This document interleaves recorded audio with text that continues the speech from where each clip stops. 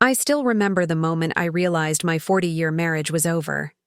Not because of the heartbreak that followed, but because of how mundane it felt.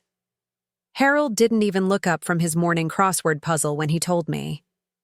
There he sat, at our kitchen table, the same antique maple set we'd purchased on our 10th anniversary, calmly sipping his Earl Grey tea and filling in 6 across, while casually mentioning he was leaving me for Margaret, my best friend since college. Before we jump back in, tell us where you're tuning in from, and if this story touches you, make sure you're subscribed, because tomorrow, I've saved something extra special for you. 4 decades of marriage dissolved between what's a 5-letter word for betrayal and could you pass the sugar? I stood frozen by the kitchen sink, dishcloth still in hand, watching him methodically complete his puzzle as if he'd simply commented on the weather rather than detonated our entire life together. I think we've both known this was coming for some time, he said, finally glancing up to adjust his reading glasses, the ones I'd special ordered from that little shop in Vermont during our anniversary trip last year. Margaret and I didn't plan this, but sometimes life presents unexpected opportunities. Unexpected opportunities. Such a clinical phrase for destroying a 40-year marriage. I watched him fold the newspaper with the same precision he applied to everything. His pocket squares, his tax documents, his life plans, apparently. Harold Blackwell, renowned economics professor, had always approached life like a balance sheet, assets and liabilities neatly accounted for. What he didn't know, what neither he nor Margaret knew, was that I had assets of my own that had never appeared on our joint financial statements. The irony might have been amusing if it weren't so painful. The financial expert had no idea that his financially dependent wife had been quietly amassing her own fortune for decades. When did it start? I asked, surprised by the steadiness in my voice despite feeling as though the floor beneath me had vanished. Harold sighed, removing his glasses to polish them with the monogrammed handkerchief I'd given him for Christmas. Eleanor, does it really matter?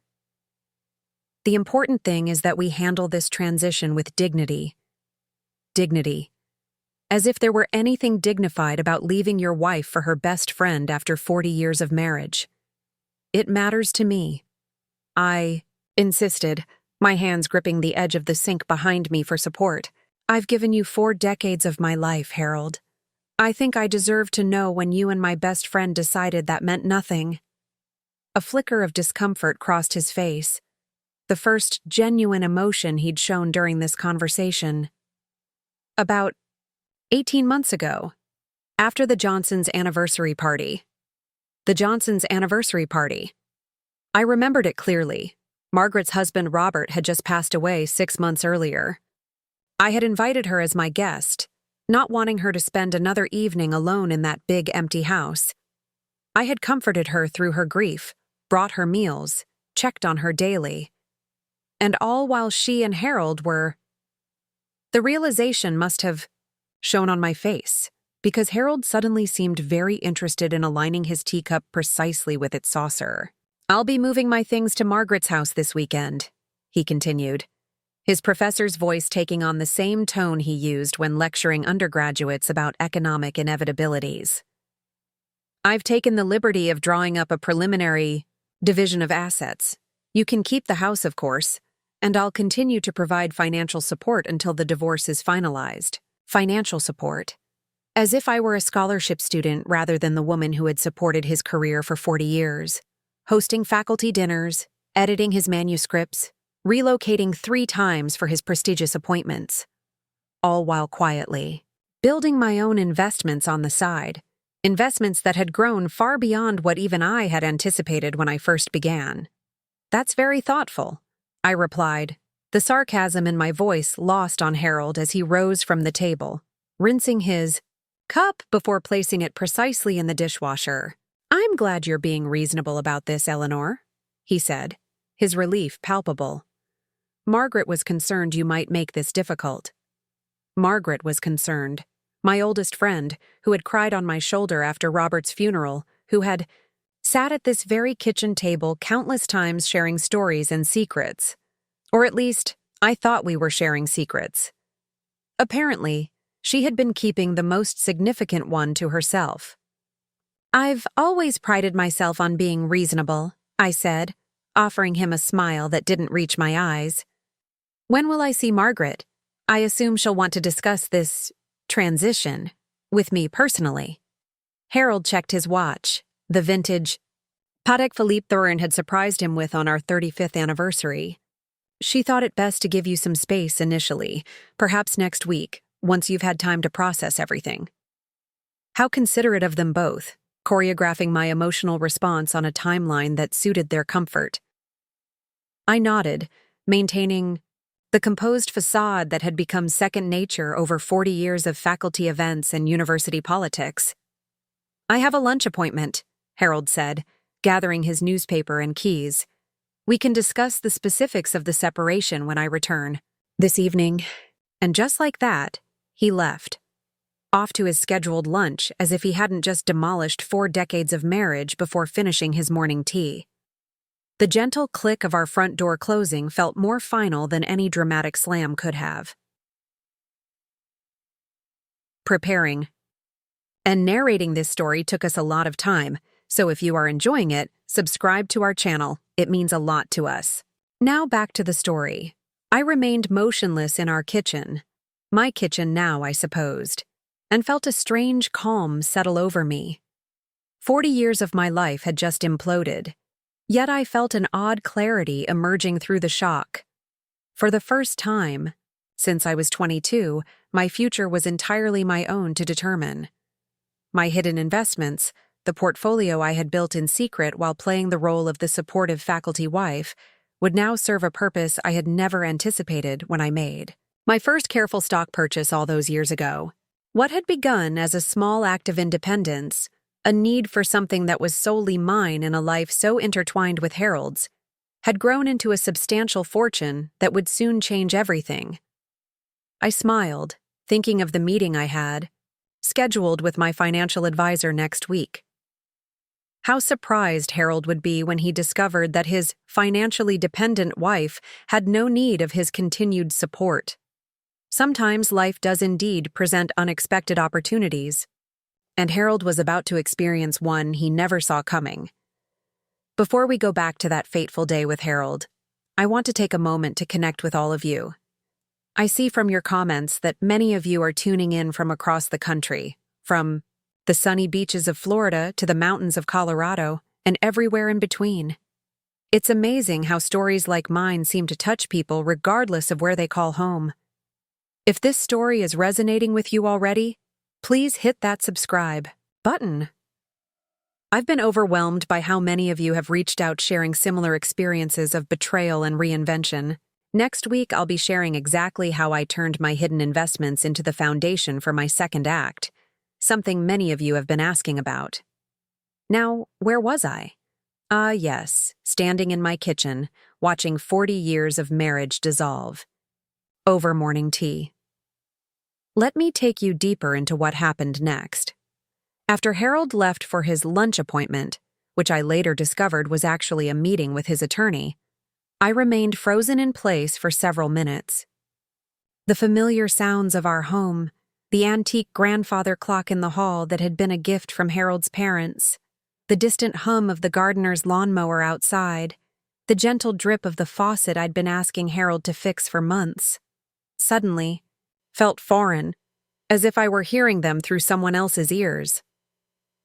I moved to the living room window, watching Harold's Mercedes glide down our curved driveway. How many times had I stood at this same window, waving goodbye as he left for conferences, for lectures, for academic retreats? Always the dutiful faculty wife, maintaining the home front while Professor Blackwell expanded his professional horizons. My phone buzzed with a text message. For a wild moment, I thought perhaps it was Margaret, finally finding the courage to speak to me directly. Instead, it was Judith, another faculty wife and one of the few genuine friends I'd made in this university town. Lunch today? I have news about the garden club presidency. Such a trivial concern. How strange that the world continued to turn.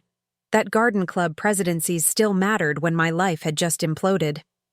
I texted back a quick excuse, unable to imagine sitting through a lunch discussion about committee assignments and flower arrangements.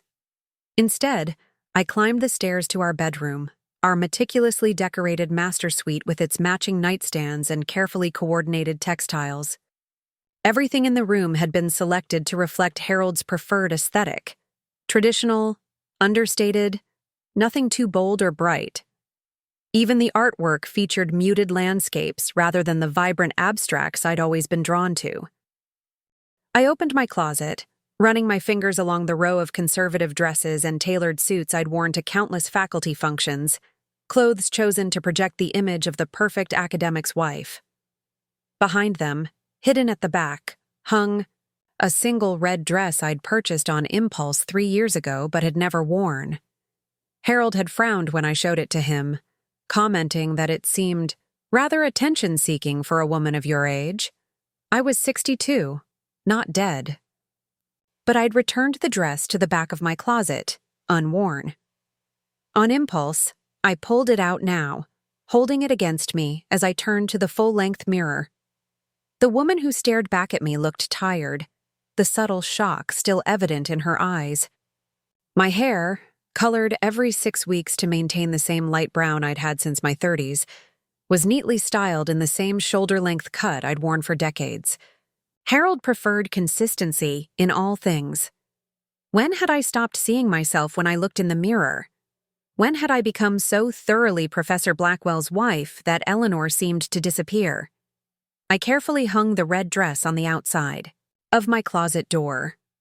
A small act of rebellion, but it felt significant. Moving to my vanity, I opened the bottom drawer and removed a false bottom I'd installed years ago. Inside lay my private financial records, statements from accounts Harold knew nothing about investment portfolios I'd carefully built over decades. It had started small, just after our 10th anniversary. Harold had received a substantial grant and, feeling uncharacteristically generous, had given me a check for $5,000. "For whatever frivolous thing you'd like, my dear," he'd said, patting my hand condescendingly, instead of purchasing jewelry or clothing. I'd visited a financial advisor, a woman named Rita Sharma who worked independently from the firm that handled Harold's investments. I'd been clear from the beginning. These investments were mine alone, not to be discussed with my husband. Rita had been skeptical initially. "Most couples share financial information," she'd pointed out. "Most couples share a lot of things," I'd replied. "This is just for me." That initial $5,000 had grown, supplemented by small amounts I'd skimmed from our household budget, birthday checks from my parents, a small inheritance from my aunt. I'd taken writing jobs that Harold dismissed as little hobby projects, editing academic papers for graduate students, later ghostwriting articles for busy professors. Every dollar earned went into my private investments. Rita had proven to be not just a skilled financial advisor, but a supportive friend. She'd guided my investments with remarkable acumen, focusing on emerging technologies and sustainable enterprises long before they became trendy investment vehicles. Over 40 years, that initial $5,000 had grown to just over $3.2 million, a fortune Harold had no idea existed, separate from our considerable joint assets. I replaced the false bottom and closed the drawer, a strange calm settling over me. Throughout our marriage, I'd maintained this one private corner of independence, not out of any premonition that Harold might leave, but simply to have something that was wholly mine in a life that had become so defined by his needs and preferences. Now, that secret financial independence would become my salvation. Downstairs, the telephone rang, our landline, which hardly anyone called anymore. I let it go to voicemail, listening as the answering machine captured the caller's message. "Eleanor, it's Margaret. I know Harold has spoken with you. Please call me when you feel ready to talk. I never wanted to hurt you. It just happened. It just happened." The same passive phrasing Harold had used, as if their affair were some natural phenomenon beyond human control, like a lightning strike or sudden downpour. Deleted the message without a second thought. Opening my laptop at the kitchen table, the same table where Harold had casually dismantled our marriage hours earlier, I composed an email to Rita, requesting an urgent meeting. Then I called my attorney, Sophia Rodriguez, another independent professional Harold knew nothing about. "Eleanor, what a surprise," Sophia answered warmly. "It's been what, 2 years since we updated your personal will?" "Something's happened, Sophia. I need to see you as soon as possible." There must have been something in my voice that conveyed the urgency because Sophia immediately cleared her schedule for the following morning. "Is there anything you can tell me now to help me prepare?" she asked. "Harold is leaving me for my best friend," I said, the words feeling strange in my mouth, as if I were describing a plot from a television drama rather than my actual life. After 40 years of marriage, Sophia's sharp intake of breath was followed by a string of colorful expressions in Spanish that I understood well enough to appreciate the sentiment behind them. "Bring everything you have regarding joint assets," she advised after regaining her professional composure. "And Eleanor, don't sign anything he gives you. Not a single document, do you understand?" I assured her I wouldn't. After hanging up, I made one more call, to a locksmith. By the time Harold returned from his lunch appointment, he would find the locks changed on our home of 30 years. A petty gesture, perhaps, but one that would establish the new reality. This was no longer his house to come and go from as he pleased. As I waited for the locksmith to arrive, I stood once more at the living room window, looking out at the magnolia tree Harold and I had planted on our 5th anniversary. It had grown massive over the years, its glossy leaves and occasional creamy blossoms marking the seasons of our marriage. For the first time since Harold's morning announcement, I felt tears welling in my eyes. Not for the loss of my husband, or my best friend, though those wounds were certainly raw, but for the decades I'd spent dimming my own light to better showcase his. No more. Whatever came next would be on my terms, illuminated by the full brightness I'd kept hidden for far too long. The locksmith, a middle-aged woman named Gloria with tattooed forearms and a no-nonsense manner, finished changing the locks by mid-afternoon. She handed me 3 new keys with a sympathetic nod. "Been doing this job 20 years, she commented, packing up her tools. "Seen all kinds of situations. You take care of yourself, ma'am." I thanked her, appreciating her restraint in not asking questions, despite clearly recognizing a domestic situation in progress. As she drove away, I noticed Mrs. Peterson across the street, pretending to water plants while watching my house with undisguised curiosity. News would spread quickly through Faculty Row. It always did. Harold returned promptly at 5:30, his predictability unchanged despite the morning's revelations. I watched through the living room curtains as he parked his Mercedes in its usual spot, gathered his briefcase and newspaper, and approached the front door with the confident stride of a man entering his own domain. The confusion on his face when his key didn't work was almost comical. He tried again, jiggling the handle before finally ringing the doorbell. I took a deep breath and opened the door, standing firmly in the threshold. "I've had the locks changed," I said simply. Harold stared at me as if I'd suddenly started speaking, in tongues.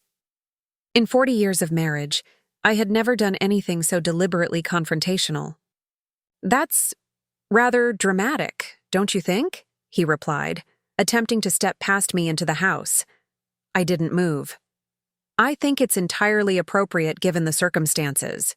You've chosen to live with Margaret going forward. Your belongings will be packed and ready for you to collect this weekend." His face reddened, the same flush that appeared when student evaluations criticized his teaching methods or colleagues questioned his research. "Eleanor, be reasonable. This is my house too. You can't simply lock me out." "Actually, I can. And I have?" I maintained eye contact, refusing to glance away as I might have done in the past when Harold showed displeasure. "You're the one who decided to end our marriage over morning tea." These are simply the logical consequences of your decision. He shifted his weight, clearly uncomfortable standing on the porch where neighbors might witness our exchange. May I at least come in so we can discuss this like civilized people? We can discuss whatever you'd like tomorrow at 2 p.m. at Sofia Rodriguez's office. I handed him a business card I'd been keeping in my pocket. She'll be representing me in the divorce. Harold glanced at the card, his expression darkening. Sofia Rodriguez? I've never heard you mention this person. Joseph Whitmore has handled our legal affairs for decades. Joseph is your attorney, not mine. I've worked with Sophia on personal matters for years. This information clearly disturbed him. Harold had always prided himself on knowing everything that happened in our household. The idea that I'd been consulting with an attorney he didn't know or approve was clearly unsettling. Personal matters? What personal matters could you possibly have that wouldn't involve me? The genuine bewilderment in his voice might have been amusing under different circumstances. Harold truly couldn't conceive of me having any aspect of my life separate from him. My own affairs, Harold. Now, I suggest you find somewhere to stay tonight.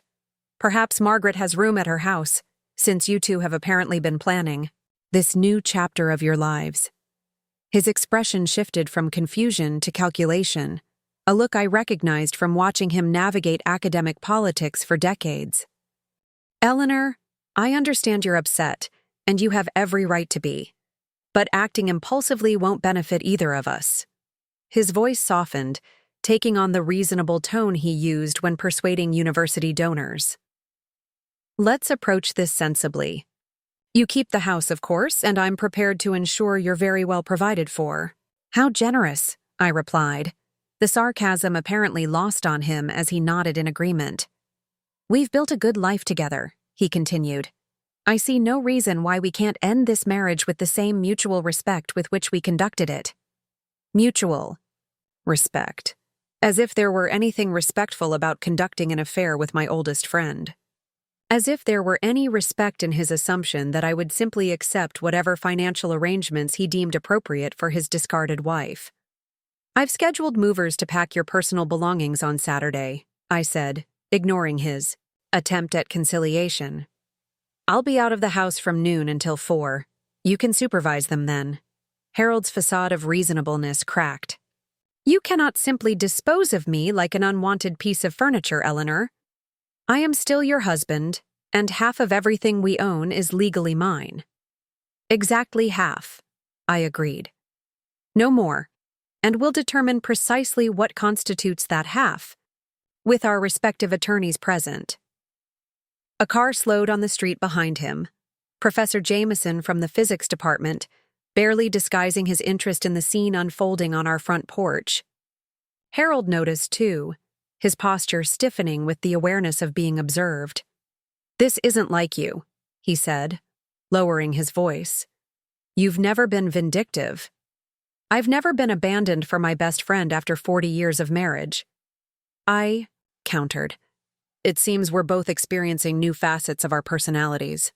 Harold ran a hand through his silver hair that had been brown when we'd married, just as mine had been a rich auburn before time, and careful coloring transformed it.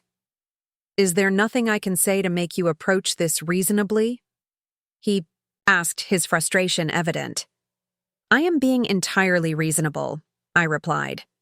I'm protecting my interests, just as you've protected yours by consulting with an attorney before informing me our marriage was over. His slight flinch confirmed my suspicion about his lunch appointment. How did you know? He began, then stopped himself. 40 years, Harold. I know your patterns. I stepped back into the house, my hand on the door. I'll see you tomorrow at Sophia's office, 2 o'clock sharp. I closed the door before he could respond, turning the unfamiliar new lock with a satisfying click. Through the side window, I watched him stand there for several moments, seemingly unable to process this turn of events. Finally, he returned to his car, his shoulders uncharacteristically slumped. As his Mercedes backed down the driveway, my phone rang. Margaret's name appeared on the screen, her third call since her earlier message. I declined it, just as I had the others. Instead, I poured myself a glass of the Bordeaux Harold had been saving for a special occasion, carrying it upstairs to the master bathroom. I ran a bath, adding the expensive bath oils I usually saved for special occasions, and sank into the warm water with my wine and sense of emerging purpose. Tomorrow would bring challenges. Harold would undoubtedly arrive at Sophia's office armed, with financial documents and proposals designed to minimize his losses while appearing generous. He would be shocked to discover I had no intention of accepting his carefully structured settlement. Even more shocking would be his eventual discovery that his supposedly financially dependent wife had resources of her own. Resources that would fundamentally alter the power dynamic he had expected to maintain through the divorce proceedings. My phone pinged with a text message from Judith. "Heard rumors about you and Harold. Call me if you need anything. Serious about being there for you." News traveled fast in our small university community. By tomorrow evening, everyone in our social circle would know that Professor Harold Blackwell had left his wife of 40 years for her recently widowed best friend. What they wouldn't know, what no one yet knew except Rita Sharma and myself, was that Eleanor Blackwell was far from the helpless faculty wife they all presumed her to be. The thought brought a smile to my face as I sipped my wine, watching the steam rise from the bath. After finishing my bath, I wrapped myself in a plush robe and went to the bedroom closet, deliberately bypassing my usual modest nightgown in favor of silk pajamas I'd purchased years ago but rarely worn because Harold found them unnecessarily extravagant. Tonight, I would sleep in silk, sprawled across the center of our king-sized bed rather than confined to my usual side. A small rebellion, perhaps, but it represented the first of many changes I intended to make now that my life was truly my own again. Before settling into bed, I removed the false bottom from my vanity drawer once more, reviewing the most recent statements from my private accounts. The numbers remained steady and reassuring, evidence of decades of careful planning and secret independence. Tomorrow would be the first step in revealing my true financial position, at least to Sophia. Harold's revelation would come later, when it would have the maximum impact on his carefully constructed narrative of the generous professor providing for his dependent ex-wife. As I drifted toward sleep, I found myself thinking not of Harold or even Margaret, but of the opportunities that now lay before me. Opportunities I had never allowed myself to fully consider while playing the role of Professor Blackwell's supportive wife. For the first time in decades, my future was entirely my own to shape.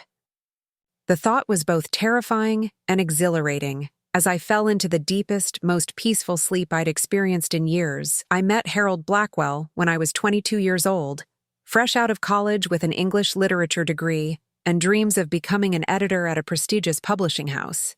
He was 34, already an associate professor of economics at Glenwood University, with a growing reputation in his field and the confident demeanor of a man on a clear upward trajectory. We encountered each other at a faculty mixer I was attending as the guest of my roommate, who worked in the university's development office. I remember standing alone by the refreshment table, feeling out of place among the academics and administrators, when Harold approached. "That book they're discussing," he said, nodding toward a group of English professors engaged in heated debate. Across the room, "Middlemarch. Have you read it?" I was surprised by the question, especially coming from an economics professor. "Several times," I replied. "I wrote my senior thesis on George Eliot's economic themes and their influence on character development." His eyebrows raised slightly. "Economics in Middlemarch? Now that's an intersection I haven't considered." We spent the next hour discussing 19th century literature and its reflections of economic theory. Harold was surprisingly well-read for an economist, and I was flattered by his genuine interest in my analysis. By the end of the evening, he had invited me to dinner the following weekend. Our courtship was a whirlwind of faculty events, concerts at the university's Performing Arts Center, and dinners at restaurants far more expensive than any I'd frequented before. Harold introduced me to fine wines, classical music, and the intricacies of academic politics. I introduced him to contemporary fiction, jazz, and perspectives from outside the ivory tower. When he proposed 6 months later, presenting me with a diamond ring that seemed impossibly extravagant, my parents expressed concern. "You barely know him," my mother said during a private moment before the engagement dinner Harold had arranged at an upscale restaurant. "And he's 12 years older, Eleanor. That difference will only become more significant with time." "He respects my intelligence," I insisted. "Do you know how rare that is? Most men I've dated have been intimidated by it." My father was more direct in his misgivings. "He seems like a man who's very used to getting his own way," he observed after meeting Harold for the second time. "Make sure you don't lose yourself trying to accommodate him." I dismissed their concerns as old-fashioned caution. Harold represented everything I thought I wanted: intelligence, culture, security, and a life in academia, even if not as a professor myself. I envisioned us as intellectual partners, hosting literary salons in our home, traveling to international conferences, building a life rich with ideas and meaningful work. The reality of marriage to Harold proved somewhat different from that vision. 3. Months after our wedding, I was offered an editorial assistant position at Barclay Publishing, a small but respected academic press. I rushed home to share the news with Harold, expecting him to be as excited as I was about this first step toward my career goals. Instead, he frowned slightly. "You'd be commuting almost an hour each way," he pointed out, "and the salary is hardly worth the effort. Besides, the department chair's wife is organizing a faculty spouses committee. It would look rather odd if you weren't available to participate." When I persisted, mentioning that this was the career I'd been working toward since college, his tone shifted. "Eleanor, part of what attracted me to you was your intelligence and literary knowledge, but surely those gifts can be better used supporting my work and our position in the university community than proofreading manuscripts for a minor publisher." He made it sound so reasonable, framing my career ambitions as somewhat selfish when weighed against our joint success. And perhaps I was too young, too eager to please the impressive man who had chosen me, because I declined the position. It was the first of many small surrenders. Over the next few years, we settled into a rhythm. Harold's career flourished, his reputation growing as he published papers, secured grants, and climbed the academic ladder. I became skilled at organizing dinner parties that advanced his professional connections, editing his manuscripts, and managing our increasingly complex social calendar. If sometimes I felt the stirrings of discontent, the sense that I was living adjacent to my own life rather than fully in it, I suppressed those feelings.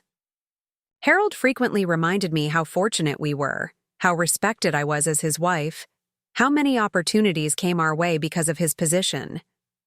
"We're building something important together," he would say, and I believed him because it was easier than acknowledging the growing emptiness within me.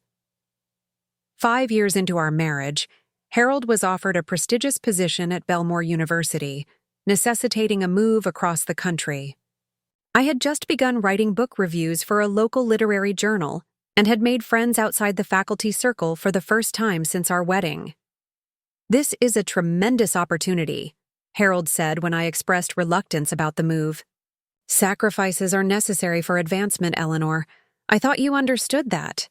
So we moved, the first of 3 relocations that would punctuate our marriage, each one advancing Harold's career while uprooting whatever tentative connections or projects I had established. With each move, it became harder to maintain any identity, separate from Professor Blackwell's wife. It was after the second relocation to Cambridge University when Harold was 45 and I was 33 that I began my secret financial independence. The genesis was unexpected, a chance encounter with an old college friend who had become a financial advisor. Melissa and I met for coffee during her visit to Cambridge, catching up on the 12 years since graduation.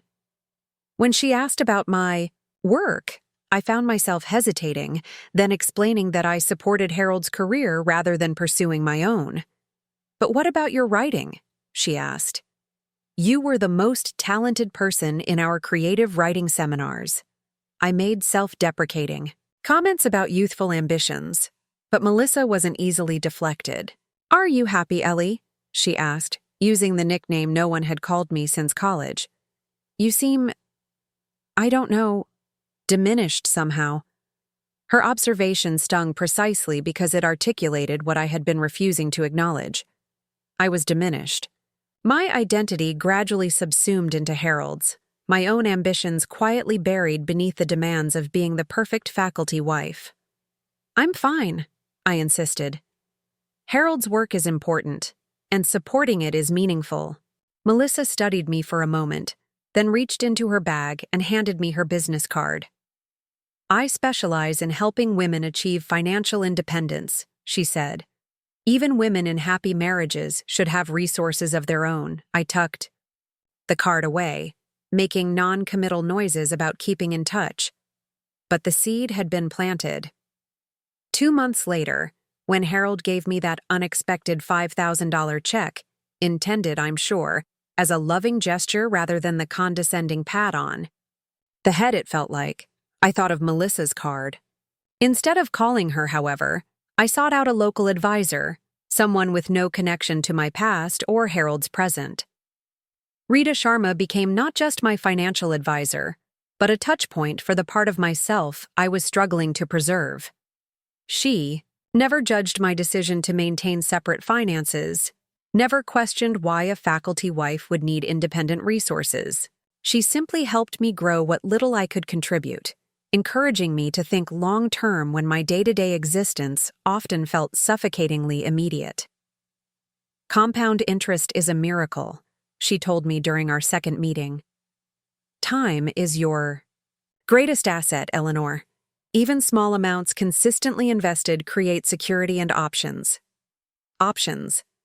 The word resonated with me, though I couldn't have articulated exactly what options I was preserving.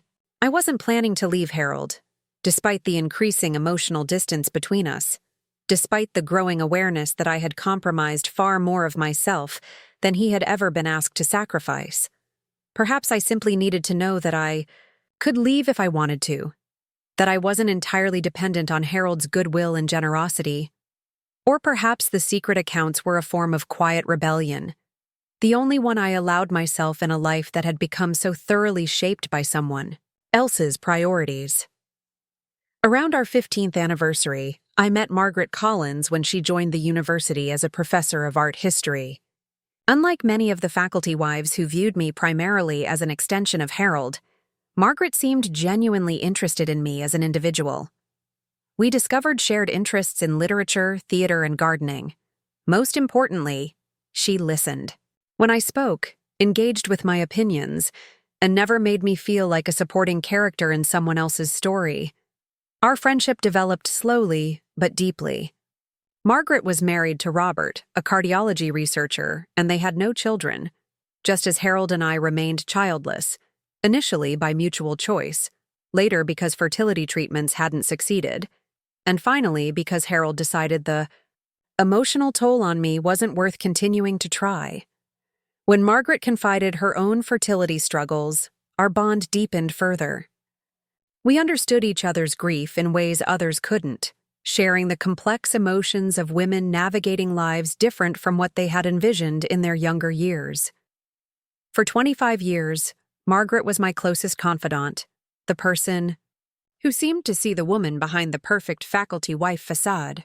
We traveled together when our husbands were busy with conferences, cultivated a shared garden plot at the community gardens, and spent countless hours in conversation about everything from politics to poetry. I never told her about my private finances. That secret remained between Rita and me, growing quietly year after year, a hidden safety net I never expected to need. When Robert died suddenly of a heart attack 2 years ago, I was the first person Margaret called. I stayed with her through those initial dark days, helping with funeral arrangements, running interference with well-meaning colleagues, sitting beside her during the endless hours of early grief when being alone felt unbearable. Harold was supportive of my time with Margaret, in his distanced way. "She needs you," he acknowledged. "It's good that you can be there for her." I never imagined that 18 months later, they would betray 4 decades of marriage and friendship, justifying their actions with platitudes about unexpected connections and deserved happiness. Looking back now, I wonder if there were signs I missed, warnings I ignored. But the truth is, I had become so accustomed to not looking too closely at the hollow spaces in my marriage that I failed to notice when someone else began filling them. My meeting with Sofia Rodriguez the next morning brought clarity I hadn't expected. Her office was nothing like the wood-paneled, leather chair formality of Joseph Whitmore's law firm, where Harold and I had signed wills and property documents over the years. Sofia worked from a converted Victorian house near downtown, her conference room bright with natural light and walls adorned with vibrant local art. "Before we discuss the divorce proceedings," Sofia said after we'd settled with coffee and sturdy, ceramic mugs rather than the delicate china Joseph always provided, "I need to understand your financial position completely, both what Harold knows about and what he doesn't." I hesitated, the habit of secrecy deeply ingrained after 4 decades. Sofia leaned forward. "Eleanor, attorney-client privilege protects everything you share with me, but I can't advocate effectively for you if I'm working with incomplete information." Slowly, I opened the portfolio I'd brought, revealing statements from my private accounts, investment summaries, and the most recent valuation of my holdings. Sofia's eyebrows raised slightly as she reviewed the documents. "This is substantial," she said finally. "And Harold has no knowledge of these assets?" "None," I confirmed. "I've maintained separate accounts since our 10th anniversary. The initial investments were small, but with Rita's guidance, they've grown significantly." "Rita Sharma." Sofia nodded with recognition. "She's developed quite a reputation for helping women build financial independence. You chose well." She studied the statements more carefully, making occasional notes. "These investments are entirely in your name, with no connection to joint assets. That's good. It simplifies our position considerably." "I don't want Harold to know about them yet," I said. "Not until I understand exactly what he's planning." Sofia set down her pen, considering me thoughtfully. "May I ask why you've kept these resources hidden all these years, even during your marriage, when there was no apparent reason for secrecy?" The question made me uncomfortable, forcing me to examine motivations I'd never fully articulated even to myself. "I suppose I needed something that was just mine," I said slowly. "Harold's life, his work, his achievements, his social position, always seemed so substantial. I was the faculty wife, the hostess, the editor of his manuscripts. Having these investments gave me a sense of, I don't know, personhood separate from him." "Self-preservation," Sofia nodded. "More common than you might think, especially in marriages with significant power imbalances." "We didn't have a power imbalance," I protested automatically, then stopped myself. "At least, I didn't think we did. But looking back now, you see patterns more clearly," Sofia finished gently. "It's a common realization during divorce proceedings." She returned to the financial statements, her expression becoming more focused. "There's something else we should discuss, Eleanor. The prenuptial agreement you and Harold signed before your marriage." I blinked in surprise. "We don't have a prenuptial agreement." Now it was Sofia's turn to look startled. "Are you certain? According to the records Joseph Whitmore's office provided when we requested your file, you signed a prenuptial agreement 3 days before your wedding. It's referenced in several other documents." "That's impossible," I insisted. "I would remember signing something that significant." Sofia opened a folder on her desk, extracting a document I'd never seen before. "This was included in your file. It appears to bear your signature." I took the document with trembling hands. There it was, a comprehensive prenuptial agreement protecting Harold's assets and limiting my claims in the event of divorce. And at the bottom, a signature that looked remarkably like mine. "I never signed this," I whispered, the implications sending a chill through me. "Never even saw it." Sophia's expression hardened. "You're certain?" "Absolutely certain. We discussed wills early in our marriage, but Harold never mentioned a prenup. And this signature, I studied it more closely. It's similar to mine, but the E is formed differently. I always loop my E at the bottom." Sophia reclaimed the document, examining it with narrowed eyes. "If this signature was forged, and the prenup presented to you now as if it were legitimate, that would constitute fraud." "Would Harold do something like that?" I asked, though even as the words left my mouth, I realized I no longer knew what Harold was capable of. "People often reveal surprising capacities during divorces," Sophia said, diplomatically, "particularly when significant assets are involved." She placed the document in a separate folder. "I'll have a forensic handwriting analyst examine this immediately. In the meantime, we should prepare for your meeting with Harold this afternoon, as if the prenup might be presented as valid." For the next 2 hours, Sophia and I developed our strategy. We would not reveal my private assets yet, instead focusing on documenting and securing what Harold already knew existed: our home, joint accounts, retirement funds, and other shared resources. The prenup, if introduced, gives us an unexpected advantage, Sophia explained. If Harold or Joseph attempts to enforce a document you never signed, it shifts the moral and legal leverage dramatically in your favor. As our meeting concluded, Sophia offered a final piece of advice. "Eleanor, Harold has been the primary decision-maker in your marriage for 40 years. He'll expect that dynamic to continue through the divorce. Your job today is simply to listen, make no commitments, and let me handle the legal conversation." "I'm not sure I know how to do that," I admitted. Deferring to Harold is almost reflexive at this point. "Then perhaps it's time to develop new reflexes," Sophia replied, her kind smile softening the challenge in her words.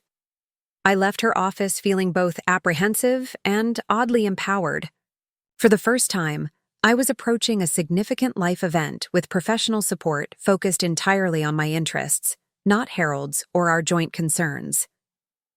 With 2 hours before our scheduled meeting with Harold, I decided to have lunch alone.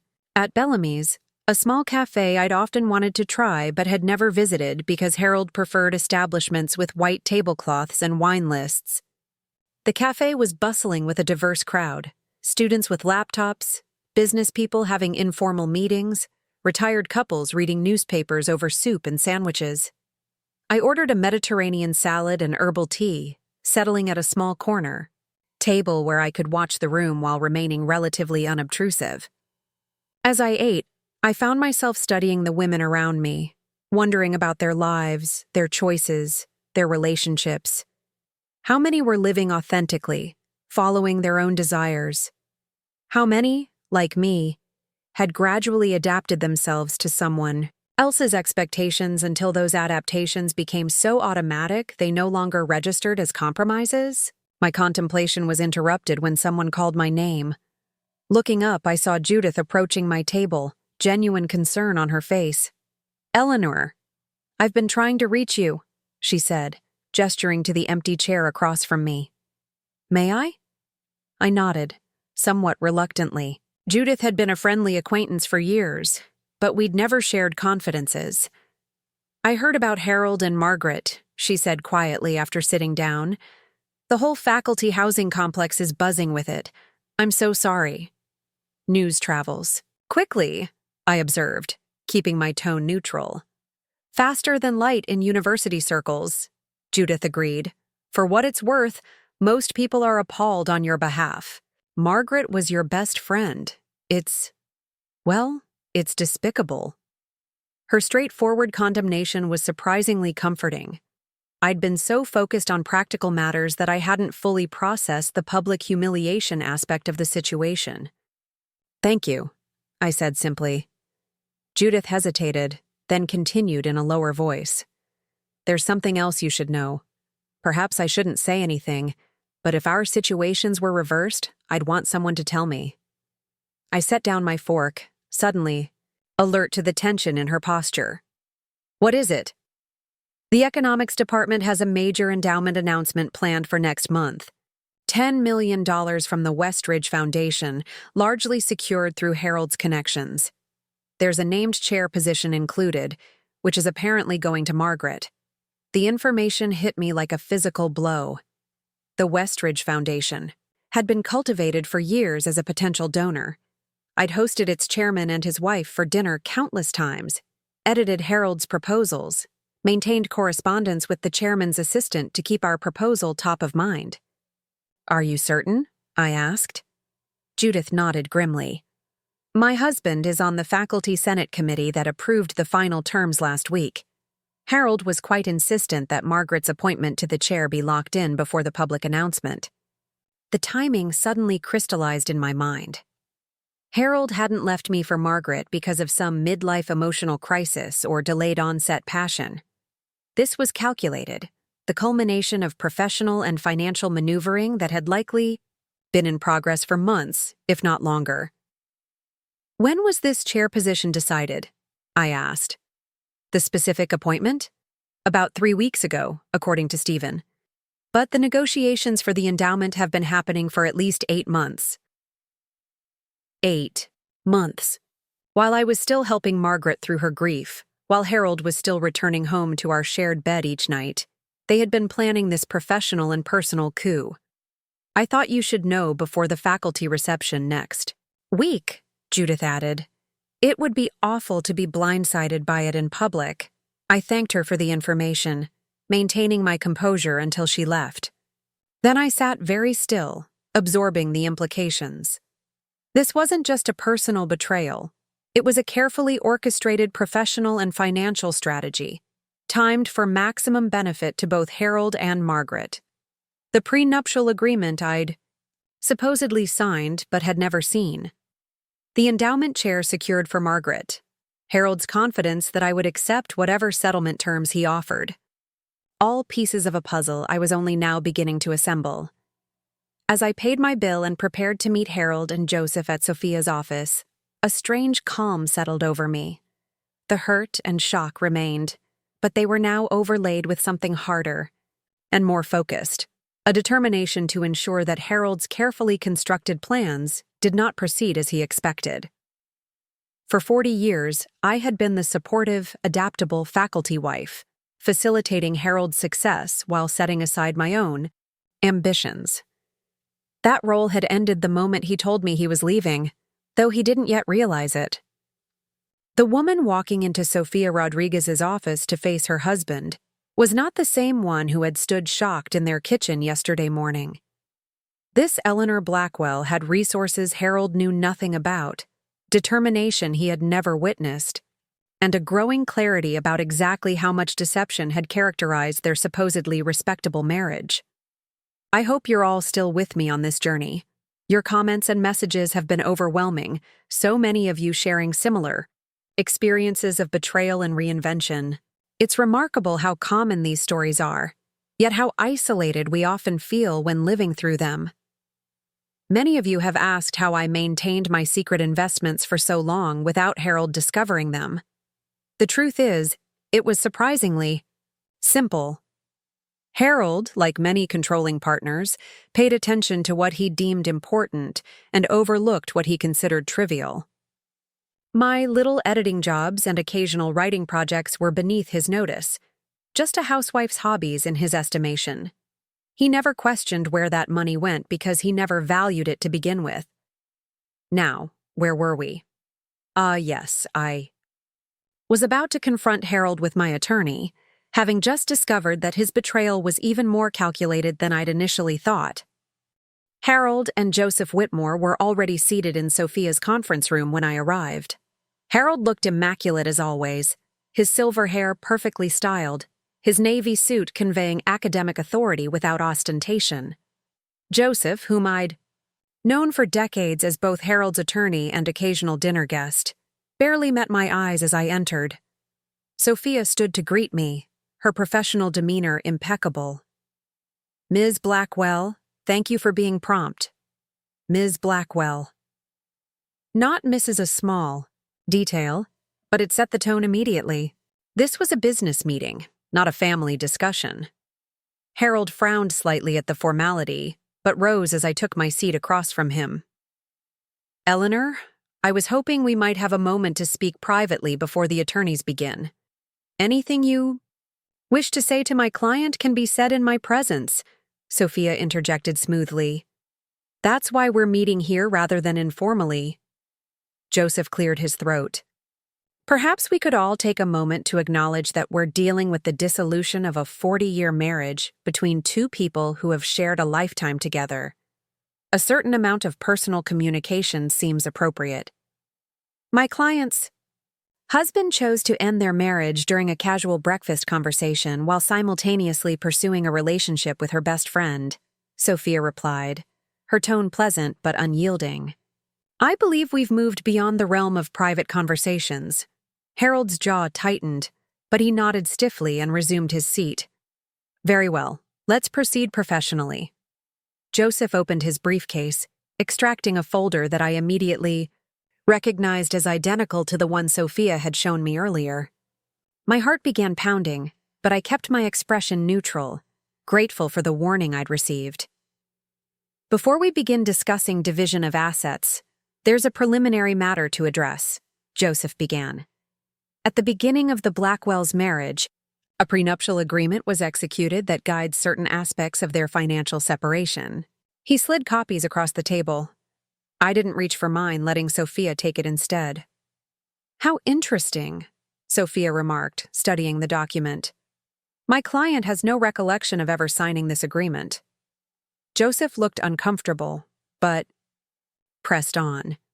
"It was executed 3 days before the wedding.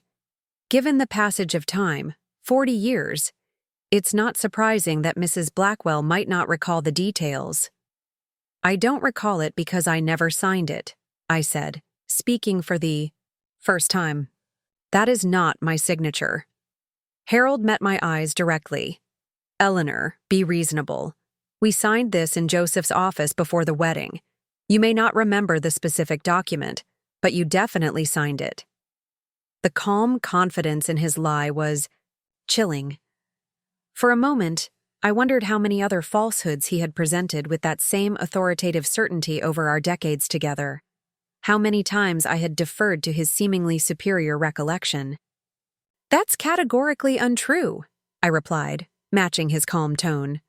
"I never saw this document until today, and I never signed it." Joseph looked increasingly uncomfortable.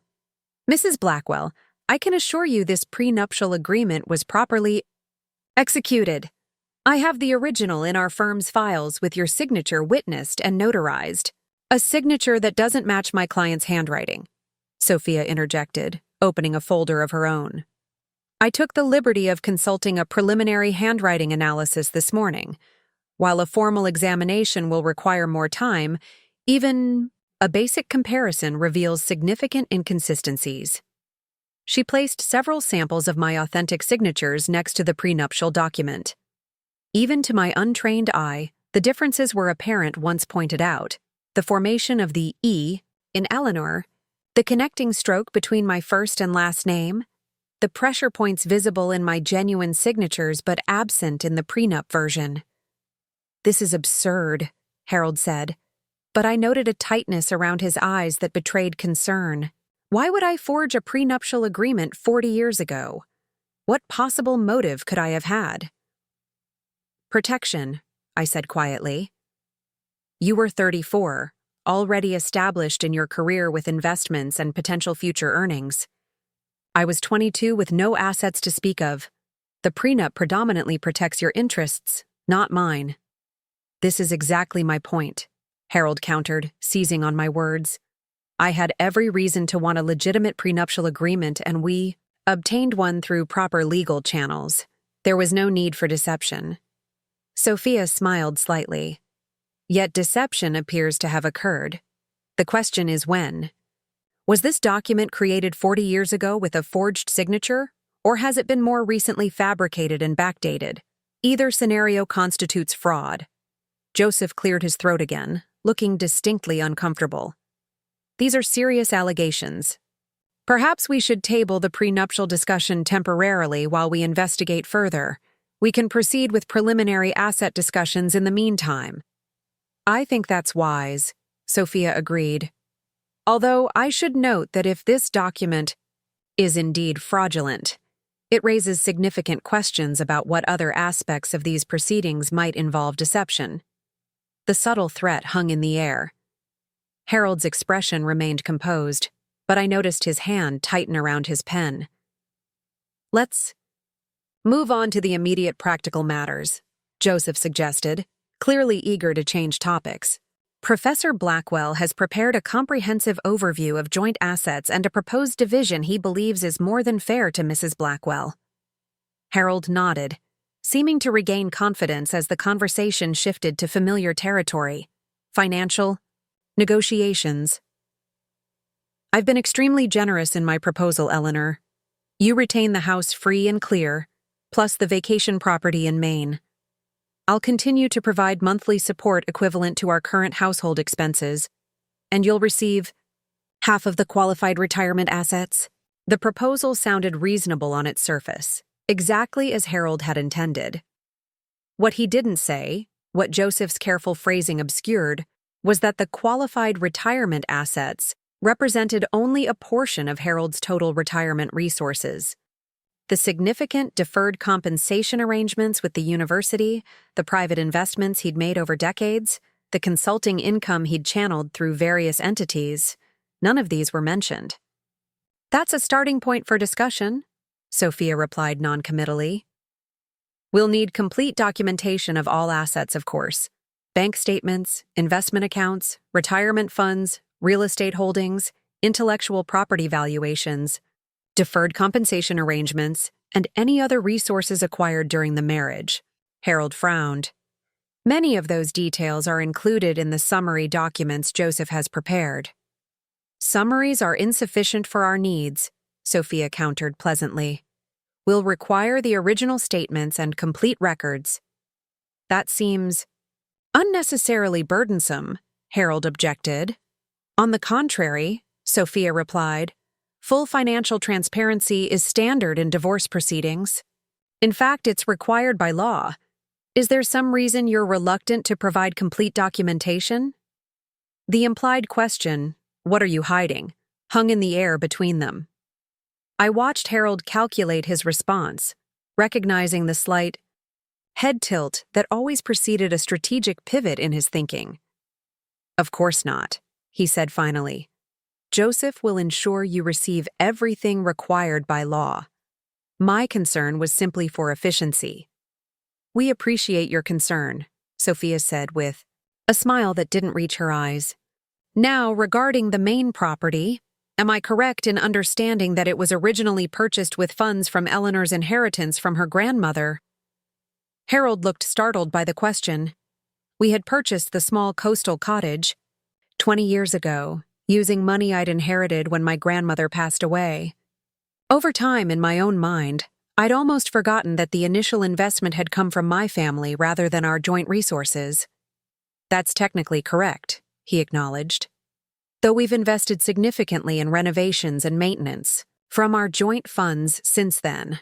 Nonetheless, the initial purchase, the acquisition of the asset itself, was funded by Eleanor's separate property, Sophia clarified. An important distinction under state law regarding asset division. I watched Harold reassess, noting the brief consultation with Joseph via eye contact. They hadn't anticipated this line of questioning about the Maine property. I wondered how many other details they had expected me to forget or overlook. We can discuss appropriate credit for the initial investment, Joseph offered. Though, as Harold noted, the subsequent investments from joint funds substantially exceed the original purchase price. We'll need documentation of those investments as well, Sophia replied pleasantly. Receipts, bank transfers, contractor invoices, anything establishing exactly how much joint money went into the property. Harold's expression remained neutral, but I recognized the subtle tightening of his jaw. Those records either didn't exist or weren't nearly as substantial as he was suggesting. I had handled most of the main cottage's maintenance myself, specifically because Harold had shown little interest in the property. His sudden claim of significant financial investment was opportunistic at best, deliberately misleading at worst. The meeting continued for another hour, a careful dance of requests and deflections.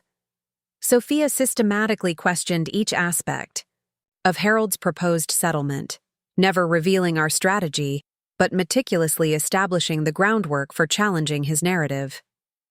For my part, I remained largely silent, observing Harold with new clarity.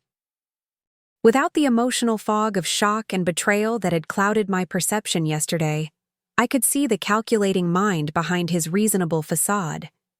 Each position he took was carefully designed to appear generous while preserving his control of the most significant assets. The Harold sitting across from me was not the man I had believed myself married to for 4 decades. Or perhaps he was, and I had simply never allowed myself to see him clearly. As the meeting concluded with agreements on next steps and document exchanges, Harold made one final attempt at private communication. "Eleanor, this adversarial approach isn't necessary," he said as we all stood to leave. "We had 40 good years together. Surely we can end this marriage with dignity rather than turning it into a legal battlefield." Dignity. The word he kept, returning to, as if my quiet acceptance of his terms was the only dignified option available. "I'm simply ensuring I have complete information before making decisions," I replied evenly. "That seems both reasonable and dignified to me." As Harold and Joseph departed, Sophia closed her office door and turned to me with a satisfied expression. "That went exactly as we hoped," she said. "They're completely unaware of your separate assets, and Harold is clearly concealing significant resources of his own. The prenup challenge caught them off guard, and they have no idea we know about the endowed chair position for Margaret." "What happens next?" I asked, feeling both drained and oddly exhilarated by the engagement. "Now," Sophia said with a small smile, "we prepare for their next move while developing ours. This is just the opening gambit, Eleanor. The real negotiation is about to begin." As I left Sophia's office, stepping into the warm afternoon sunlight, I felt a strange sense of liberation. For 40 years, I had lived in response to Harold's decisions, adapting to his preferences, supporting his ambitions. Now, for the first time, I was charting my own course, uncertain and challenging as it might be. My phone buzzed with a text message from Margaret. "Please call me, we need to talk." I deleted it without responding, just as I had the others. That conversation would happen eventually, but on my terms and my timeline, not hers. Instead, I called Rita Sharma, my financial advisor, and scheduled a meeting for the following day. If I was truly embarking on an independent life after 40 years of marriage, I needed to understand exactly what resources I had to work with, what options were available to me beyond the settlement Harold was so eager to finalize. Options. The word had never felt so meaningful or so full of possibility. The next morning, I woke before my alarm, a sense of purpose energizing me despite a fitful night's sleep. My meeting with Rita was scheduled for 10 o'clock, giving me time to prepare both mentally and practically. I showered and dressed with unusual care, bypassing my usual neutral wardrobe in favor of a vibrant blue blouse I'd purchased years ago, but rarely worn because Harold found the color unnecessarily attention-seeking. Standing before the mirror, I barely recognized the woman looking back at me. Just 3 days had passed since Harold had casually informed me over breakfast that our 40-year marriage was ending, yet I already looked different somehow. Perhaps it was the subtle straightening of my posture, or the determined set of my jaw. Or perhaps it was simply that I was finally seeing myself clearly, without the filter of Harold's expectations. Rita's office was located in a modern building, downtown, far from the university district where Harold and I had spent most of our social and professional lives. As I rode the elevator to the 12th floor, I felt a curious blend of anticipation and apprehension. For decades, my meetings with Rita had been clandestine affairs, scheduled during Harold's conferences or lecture tours. Now, for the first time, I was walking into her office without any need for secrecy or subterfuge. "Eleanor," Rita greeted me warmly, rising from behind her desk. At 68, she remained as sharp and elegant as when we'd first met 30 years ago, her silver hair cut in a sleek bob, her dark eyes shrewd behind stylish glasses. "I was so sorry to hear about your situation. How are you holding up?" "Better than expected," I admitted as I took a seat across from her, "though I'm still processing everything." Rita nodded sympathetically. 40 years is a lifetime. But if anyone is prepared for this unexpected transition, it's you. She opened a file on her tablet, turning the screen so I could see the detailed summary of my investments. "Your current portfolio value stands at $3.2 million as of yesterday's market close. Given current dividend yields and projected growth, that translates to approximately $160,000 in annual income if we implement the withdrawal strategy we've discussed previously." The numbers were abstract until Rita continued. "In practical terms, Eleanor, you have complete financial independence. You don't need anything from Harold to maintain your current lifestyle, or even to expand it significantly if you choose. Complete financial independence." The words resonated through me like a bell ringing in a silent room. For 40 years, I had lived with the knowledge that I had options, but hearing Rita state it so plainly made the reality suddenly concrete. "Harold has no idea," I said quietly. "He's operating under the assumption that I'm financially dependent on him, which gives you a significant strategic advantage," Rita pointed out. "The question is, how do you want to use it?" It was a profound question, not just about the divorce proceedings, but about the life I wanted to create moving forward. For so long, my secret investments had been about security and independence in the abstract. Now they represented tangible possibilities. "I need to think about that," I admitted. "For now, I'd like to ensure my assets are protected and positioned for this new phase of my life." Rita nodded approvingly. "That's wise. Let's review your current allocations and make any necessary adjustments." For the next hour, we methodically examined my portfolio, discussing tax implications, adjusting investment strategies, and planning for the significant life transition I was facing. Rita had already prepared several scenarios based on different potential outcomes from the divorce proceedings. "What about the house?" I asked finally. "Harold's settlement proposal allows me to keep it, but I'm not sure I want to stay there with all its memories." Rita considered this thoughtfully. "The property has appreciated significantly since you purchased it. Selling it would add substantially to your liquid assets, giving you even more flexibility. But there's no rush to decide. You could remain there during the divorce proceedings and reassess once everything is finalized." As our meeting concluded, Rita asked the question that had been hovering beneath our practical discussions. "When do you plan to reveal your financial position to Harold?" "I'm not entirely sure," I admitted. "Sophia suggests waiting until we have a complete picture of Harold's assets and his strategy for the divorce. The longer he believes I'm financially dependent, the more information we're likely to gather." "A sound approach," Rita agreed, "though I imagine his reaction will be quite something to witness when he finally learns the truth." I smiled at the thought, surprising myself with the small spark of satisfaction it ignited. "Yes, I rather think it will be." As I left Rita's office, I felt an unfamiliar lightness. The grief and shock of Harold's betrayal remained, but they were increasingly overshadowed by a growing sense of possibility. For the first time in decades, My future was entirely my own to shape. My phone vibrated with an incoming call as I reached my car. Margaret's name flashed on the screen, her fifth attempt to reach me since Harold's announcement. This time, instead of declining the call, I answered. "Eleanor, thank God." Margaret's voice was thick with emotion. "Please, we need to talk." "What Harold did, how he told you. It wasn't what we planned. I never wanted to hurt you this way." The familiar voice of my oldest friend now sounded alien, her words hollow against the magnitude of her betrayal. "What exactly did you plan, Margaret?" I asked, my voice calm despite the anger simmering beneath. "To sleep with my husband for 18 months while pretending to be my friend?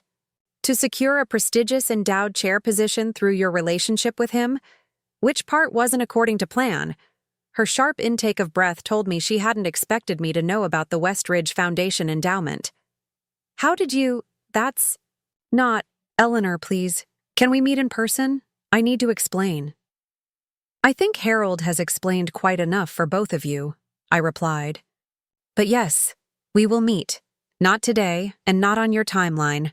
I'll contact you when I'm ready." I ended the call before she could respond, surprised by my own composure.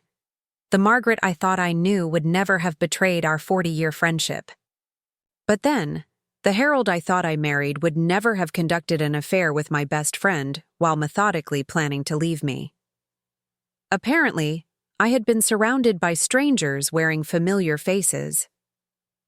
Rather than returning home, I drove to the small art gallery downtown that I'd often wanted to visit but had never entered because Harold considered contemporary art pretentious nonsense. The gallery was airy and peaceful, its white walls showcasing vibrant works by local artists. I wandered through the space, allowing myself to respond intuitively to pieces without hearing Harold's critical assessment in my mind. Near the back of the gallery, I found myself standing before a large abstract canvas dominated by swirling blues and greens with unexpected flashes of gold. Something about the painting's controlled chaos resonated deeply with me. The sense of turbulence contained within a deliberate structure, the glimpses of light emerging from darkness. "It's called emergence," a voice said beside me. I turned to find a woman perhaps a decade younger than myself, her gray hair cut in a stylish asymmetrical bob, her clothing artfully bohemian. "Lisa Saunders is one of our most interesting local artists. This piece is from her Midlife Transformation series." "Midlife Transformation," I repeated, the phrase striking me as almost too appropriate. "A bit on the nose, perhaps?" The woman smiled, extending her hand. "I'm Claire Davidson, the gallery owner." "Eleanor Blackwell," I replied, shaking her hand. And actually, the title feels remarkably apt for my current situation. Something in my tone must have conveyed more than my words, because Claire studied me with increased interest. "Would you like a cup of tea?" I was just about to make some, and this conversation feels like it might benefit from sitting down. The unexpected offer of companionship from a stranger was oddly appealing. "I'd like that very much, thank you," as we settled in Claire's small office at the back of the gallery, surrounded by art books and the scent of jasmine tea. I found myself telling this stranger a brief version of my situation. A 40-year marriage ended abruptly. A best friend's betrayal. A life suddenly unmoored from its familiar foundations. Claire listened without interruption, her expression compassionate but not pitying. When I finished, she nodded thoughtfully. "So you're standing at the threshold of a completely new life," she said, "terrifying and exhilarating all at once." "Exactly," I agreed, surprised by how precisely she had captured my emotional state. "I've been there," Claire said, sipping her tea. Different circumstances, in my case widowhood at 52, but that same sense of having to reinvent yourself when you'd assumed your life's pattern was set. It's disorienting, and sometimes wonderful. Claire's unexpected understanding created an immediate connection between us. As we continued talking, I discovered she had reinvented herself after her husband's death, selling their suburban home to purchase this gallery, fulfilling a dream she'd deferred during their 30-year marriage. "I still miss Daniel," she confessed, refilling our teacups. "But I've built a life that's authentically mine. There's a particular satisfaction in that. Authentically mine." The phrase echoed in my thoughts as I drove home later that afternoon. When had I last made choices based solely on my own preferences rather than anticipating Harold's reactions? Even my secret investments, while independently managed, had been a response to the constraints of my marriage rather than a pure expression of my own desires.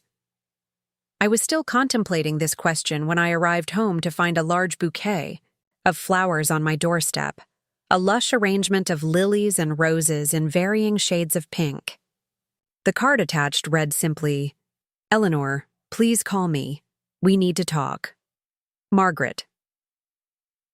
I carried the flowers directly to my trash bin, depositing them without a second glance.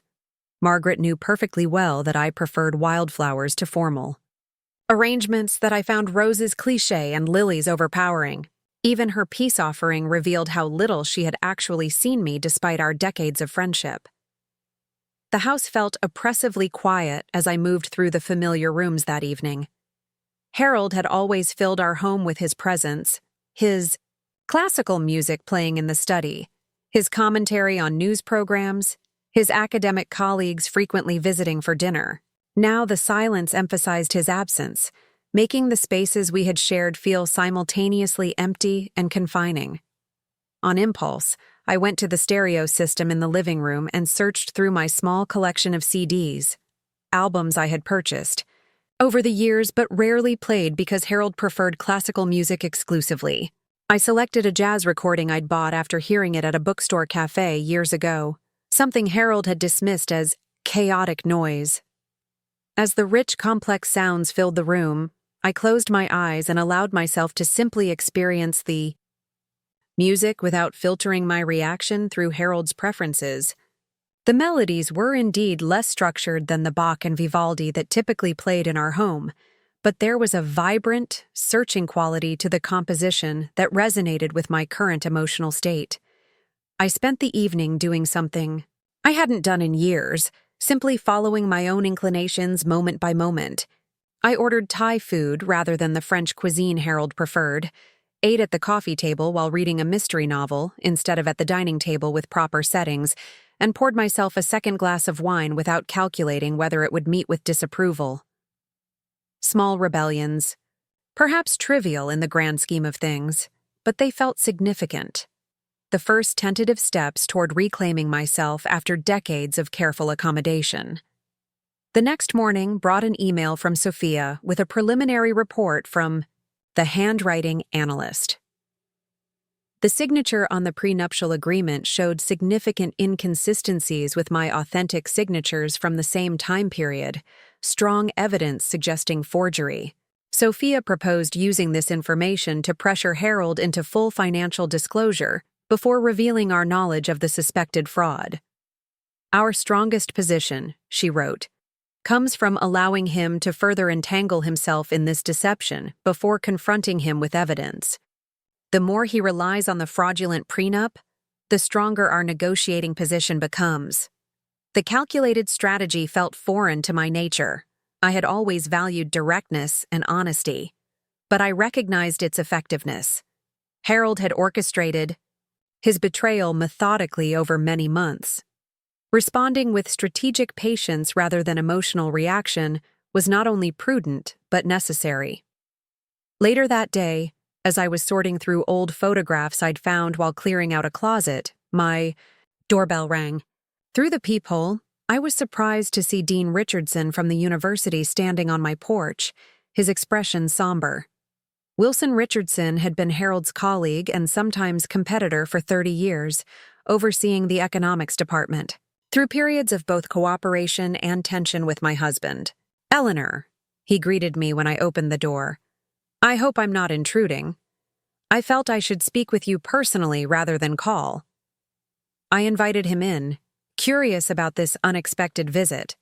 We had never been particularly close, our relationship defined primarily by our respective positions as department dean and faculty spouse rather than genuine friendship.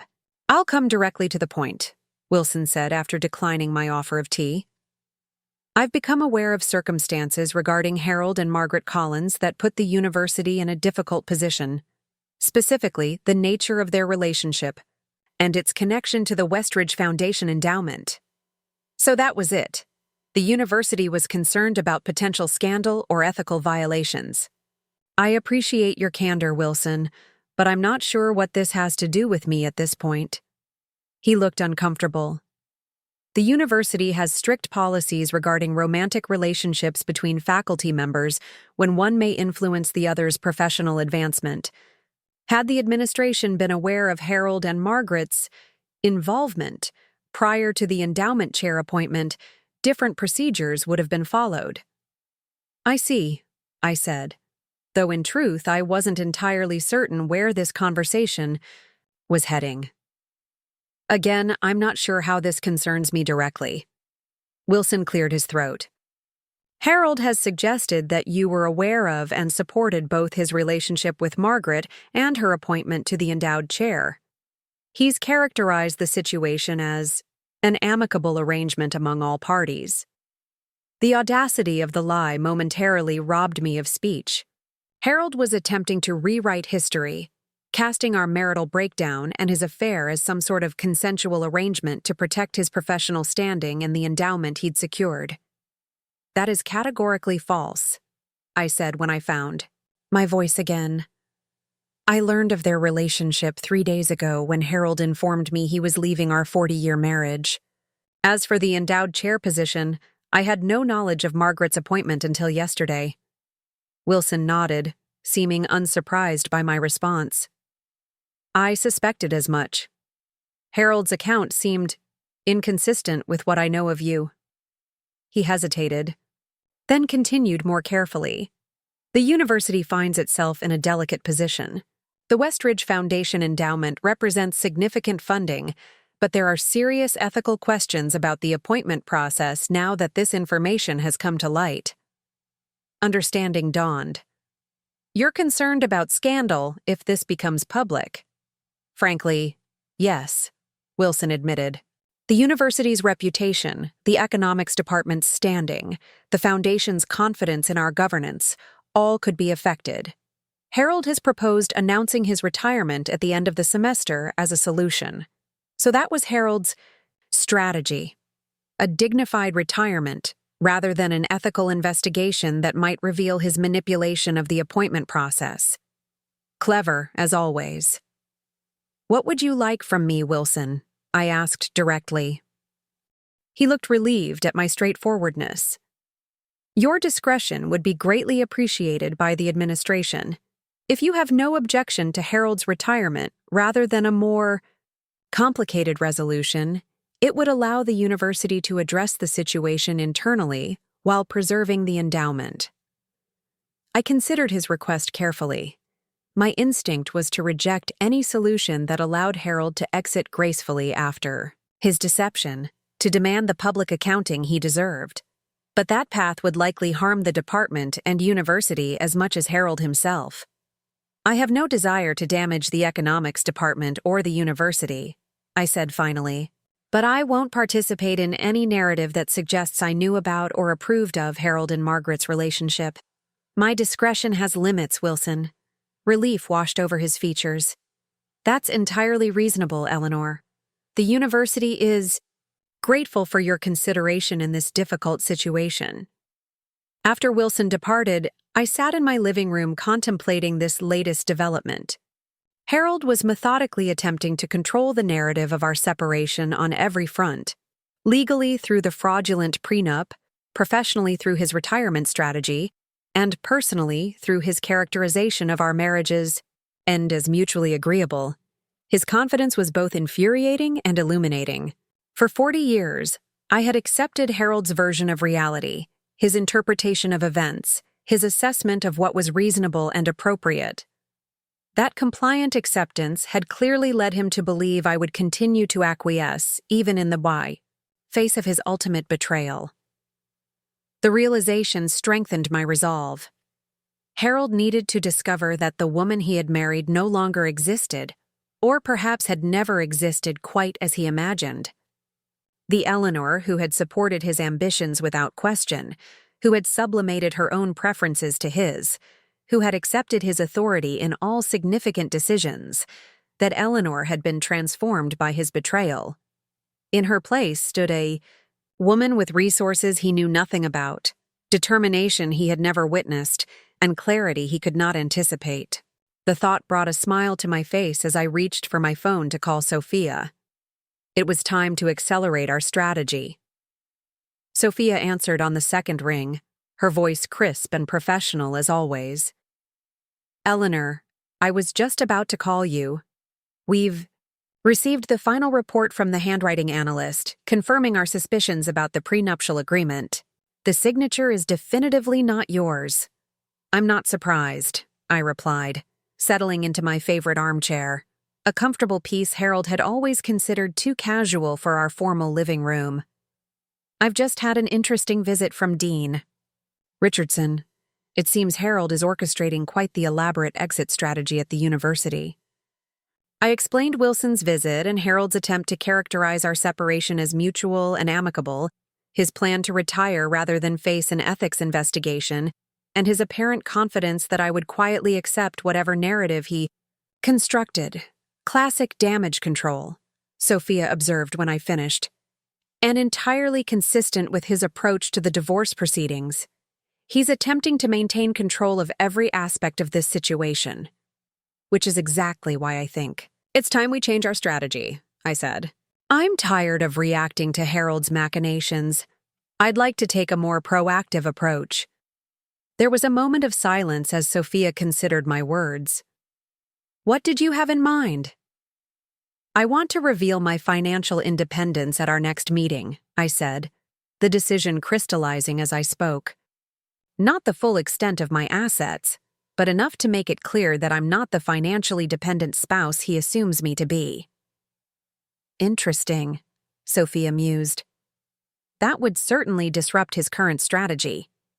But are you sure you want to sacrifice that particular advantage so early in the proceedings?" "I'm not interested in a protracted legal battle, Sophia. I have no desire to extract every possible dollar from Harold or to punish him through the divorce process. What I want is to establish clearly that I'm negotiating from a position of strength, not dependency." "A power move," Sophia acknowledged, with approval in her voice. "And well-timed, given what we now know about the prenuptial agreement. We can use the forgery evidence to put him on the defensive, then follow immediately with the revelation of your independent finances." We spent the next half hour outlining our approach for the upcoming meeting with Harold and Joseph, scheduled for later that week. Sophia would begin by presenting the handwriting analysis, giving Harold an opportunity to either maintain his deception or admit to the forgery. Regardless of his response, I would then reveal the existence of my separate investments, not the full amount, but enough to establish my financial independence. "He'll be off balance," Sophia predicted with satisfaction. "Men like Harold rely on information asymmetry, believing they know more than the other party. Discovering he's been operating with incomplete information for decades will fundamentally shake his confidence." After our call ended, I felt a curious blend of apprehension and anticipation. For 40 years, I had carefully maintained the fiction of the supportive, financially dependent faculty wife. Revealing my secret independence would irrevocably change not only Harold's perception of me, but perhaps my own self-image as well. The following day brought an unexpected delivery, a large manila envelope hand-delivered to my door by a courier. Inside was a formal letter from Joseph Whitmore, Harold's attorney, along with a revised settlement proposal and a personal note from Harold written on his monogrammed stationery. The settlement revision increased my proposed monthly support and offered an additional lump sum in recognition of your contributions to our marriage, as Joseph's letter delicately phrased it. Harold's personal note struck a tone between conciliatory and condescending. "Eleanor," he wrote, "I hope this improved." Offer demonstrates my commitment to ensuring your comfort and security despite the changes in our personal relationship. As I've always told you, financial stability is essential for peace of mind, which I sincerely wish for you moving forward. I read the note twice, struck by Harold's unwavering confidence in his own generosity and my presumed financial anxiety. Even now, he saw himself as the benevolent provider, the reasonable party ensuring my welfare despite my emotional response to his departure. The timing of this revised offer, coming just after Wilson's visit, suggested coordination. Harold was systematically addressing all fronts, professional, personal, and financial, to construct a narrative of amicable separation and generous provision that would preserve his reputation and sense of moral righteousness. I placed the documents aside without responding. Our scheduled meeting was only 2 days away, and nothing in this revised offer changed our strategy. If anything, Harold's transparent attempt to appear generous while still concealing significant assets only strengthened my resolve. That evening, on impulse, I called Claire Davidson, the gallery owner I'd met earlier in the week. Our brief conversation had left me with a sense of connection I hadn't expected, and the prospect of dinner with someone entirely outside my established social circle suddenly seemed appealing. "Eleanor," Claire answered warmly, "I was hoping you might call. How are you navigating your new reality?" "One revelation at a time," I replied, finding it unexpectedly easy to be candid with this new acquaintance. "I wonder if you might be interested in having dinner tonight? I find myself craving conversation that doesn't revolve around my marriage or its dissolution." Claire's delighted acceptance brought a smile to my face. We arranged to meet at Emilio's, a small Italian restaurant downtown that Harold had always dismissed as unnecessarily rustic compared to the formal French establishments he preferred. Dinner with Claire was revelatory, conversation that ranged from art to politics to travel, uninhibited by the careful self-editing I'd practiced for decades in faculty social settings. Claire spoke passionately about her gallery's mission to support local artists, particularly women in midlife who had deferred their creative aspirations for family or career demands. "There's a particular quality to art created by women who've lived full lives before finding their authentic creative voice," she explained over tiramisu. "A depth of experience and perspective that can't be simulated or rushed." "Like your artist with the emergence painting," I suggested, remembering the work that had so captured my attention. "Exactly like Lisa," Claire nodded enthusiastically. "She was an accountant for 30 years before picking up a paintbrush. Now her work sells to collectors nationwide." The idea of beginning a creative pursuit at this stage of life was both compelling and terrifying. I had always enjoyed writing, had even published a few anonymous book reviews and essays over the years, but had never seriously considered it as more than an occasional diversion. "What would you create if there were no constraints?" Claire asked perceptively, seeming to read my thoughts. "If you weren't Professor Blackwell's wife or even Eleanor in the midst of divorce, but simply yourself with time and resources at your disposal?" The question caught me off guard. For so long, I had defined myself in relation to Harold and his career that imagining myself solely on my own terms felt almost impossible. And yet, the question ignited something. A flicker of possibility I hadn't allowed myself to consider. "I'm not entirely sure," I admitted. "I think I need to rediscover who I am before I can answer that." Claire smiled warmly. "That's the most honest and promising answer you could give. Rediscovery is where all the most interesting second chapters begin." By the time we parted with plans to meet again the following week, I felt lighter than I had in days, perhaps in years. Claire represented a type of friendship I had never experienced, one based on mutual interest and authentic connection rather than proximity or social obligation. The next morning brought another call from Margaret, her 8th attempt to reach me since Harold's announcement. This time, rather than ignoring it or dismissing her outright, I answered. "Eleanor, thank you for picking up," she began, her voice tentative. I know you must hate me right now, and you have every right to. But please, can we meet? There are things you need to know, explanations I need to give you in person. I'm not sure what explanation could possibly justify 18 months of deception, I replied, keeping my voice steady despite the anger still simmering beneath the surface. But yes, we will meet, after my next session with the attorneys. Thank you. Margaret's relief was palpable. I know I've destroyed our friendship, but you deserve the whole truth, not just Harold's version of events. Her words gave me pause. Harold's version of events. Was there truly another perspective that might alter my understanding of their betrayal? I doubted it, but curiosity mingled with my anger. Thursday, I said finally. The cafe on Maple Street, 2:00. After ending the call, I spent a moment considering what Margaret might possibly say that could change my perception of her actions. There was no justification for betraying a 40-year friendship, just as there was no excuse for Harold's calculated deception. And yet, a small part of me wondered what story Margaret would tell, how she would frame her choices, what insights her explanation might provide into the man I had been married to for 4 decades. As the day of our meeting with Harold and Joseph approached, I found myself experiencing an unexpected calm. The shock and pain of betrayal remained, but they had been tempered by something stronger, a growing sense of my own capacity and autonomy. For perhaps the first time since my early 20s, I was making decisions based solely on my own judgment, guided by my own values rather than the anticipated reactions of others. On Wednesday evening, I stood before my closet considering what to wear to the following day's legal meeting. Traditionally, I would have selected something conservative and understated, appropriate for a faculty wife in professional settings.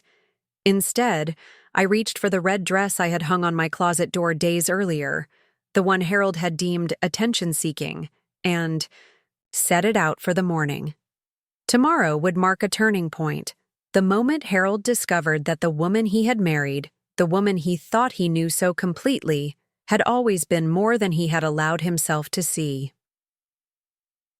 I awoke early on Thursday morning with a clarity and resolve that surprised me. The anticipation of our attorney meeting, of finally revealing a part of myself that had remained hidden for decades, created an almost electric energy that made sleep impossible past dawn. As I dressed in the red dress, applying makeup with slightly more care than usual and selecting jewelry I had rarely worn because Harold found it ostentatious, I studied my reflection. The woman in the mirror looked both familiar and strange, recognizably myself, yet somehow more vibrant, more present than the carefully modulated faculty wife I had been for 40 years. Sophia called as I was preparing to leave. "Everything set for today?" she asked, a hint of excitement in her professional tone. "Absolutely," I confirmed, though I admit to some nervousness. "Perfectly natural," she assured me. "Remember, we're merely establishing truth today. Truth about the prenuptial agreement. Truth about your financial position. Harold has operated on false assumptions for decades. Today, we begin correcting them." The simplicity of her framing calmed me. This wasn't about revenge or even justice in some cosmic sense. It was simply about truth. Removing the veils of deception and misperception that had clouded my marriage for too long. Sophia was already waiting in the conference room. When I arrived, impeccably prepared as always with documents arranged in precise stacks before her. She glanced up as I entered, a smile of approval crossing her face as she took in my appearance. "Perfect," she murmured. "Confidence without aggression. Harold won't know what hit him." We had barely finished reviewing our strategy when Harold and Joseph arrived. Harold stepped into the room first, his expression one of practiced patience, the same look he wore when dealing with stubborn undergraduate students or particularly persistent donors. The expression froze momentarily as he registered my appearance, his eyes widening slightly at the red dress and more assertive styling. "Eleanor," he nodded stiffly, You're looking colorful today. Thank you, Harold, I replied pleasantly. I'm feeling rather vibrant, Joseph followed, his professional demeanor somewhat strained. I wondered if Harold had informed him of Wilson Richardson's visit and the university's concerns about the endowed chair appointment, or if that was yet another compartmentalized aspect of Harold's damage control strategy. Before we begin, Sophia said once everyone was seated, I want to be clear about the purpose of today's meeting. We're here to address some significant concerns that have arisen regarding both the prenuptial agreement that has been presented and the overall approach to a set division in these proceedings. Joseph shifted uncomfortably. We've already submitted a revised settlement offer that addresses Mrs. Blackwell's concerns about financial security. Professor Blackwell has been extremely generous in— Yes, we received the revised offer, Sophia interrupted smoothly. However, before discussing any settlement terms, we need to address a more fundamental issue. She slid copies of the handwriting analysis report across the table. We've had the prenuptial agreement you provided examined by a forensic document specialist. Their conclusion is unequivocal. The signature purporting to be Eleanor's is a forgery. Harold maintained his composure, though I noticed the slight tightening of his jaw, a tell I had learned to recognize during faculty dinner debates when he felt his position challenged. That's a serious accusation.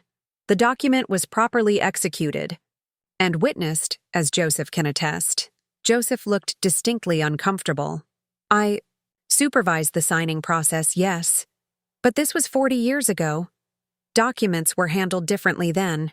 Perhaps Mrs. Blackwell simply doesn't recall. I recall perfectly well that I never saw or signed this document, I stated firmly. The only question is whether it was forged before our wedding without my knowledge, or created more recently to influence these proceedings. Harold's expression darkened. This is absurd. Why would I need to forge a prenuptial agreement? What possible motive? Control, I interrupted, meeting his gaze directly. The same reason you've attempted to control the narrative of our separation with the university, characterizing it as mutual and amicable when it was anything but. The same reason you've positioned yourself as the generous provider in these proceedings, operating on the assumption that I'm financially dependent on you. Harold's expression shifted from indignation to calculation. Eleanor, I understand you're upset, but these accusations are counterproductive. I've always ensured you were well provided for, and I'm continuing to do so through this difficult transition. That's the fundamental misunderstanding we're here to correct, I said calmly, nodding to Sophia, who produced another folder and slid it across the table. These are summary statements, Sophia explained, of Eleanor's personal investment accounts maintained separately from your joint finances for the past 30 years.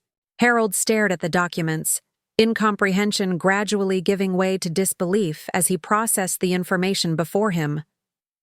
This can't be accurate, he said finally.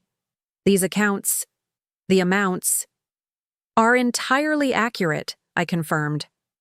I began investing independently after our 10th anniversary, building a portfolio that currently provides more than enough income to support myself without any contribution from you. The shock on Harold's face was profound, perhaps the most genuine emotion I had seen from him in years. It wasn't just the revelation of my financial independence that staggered him, but the realization that I had maintained this separate life, these independent decisions, throughout our marriage without his knowledge or control. Why would you keep this from me? He demanded, his academic authority crumbling into personal bewilderment. What possible reason? For the same reason anyone maintains independence within a relationship that gradually becomes controlling, I replied evenly. To preserve some aspect of myself that wasn't defined by or dependent on you. Joseph, ever the attorney, was already calculating the implications. These accounts, if they were indeed built during the marriage, would still constitute marital property subject to division? Not necessarily, Sophia countered. The initial investments came from Eleanor's inheritance and personal earnings from writing and editing work that Harold consistently characterized as hobbies rather than legitimate income. Given that context, and considering the apparent fraud regarding the prenuptial agreement, we believe the court would look very favorably on maintaining these as separate property. The negotiation continued from there, technical and detailed, but the fundamental dynamic had shifted irrevocably. Harold's carefully constructed narrative of the generous professor providing for his dependent wife had collapsed. In its place was a more complex and truthful reality. A marriage where power had been unequally distributed for decades, where one partner had maintained hidden independence as a defense against the other's control.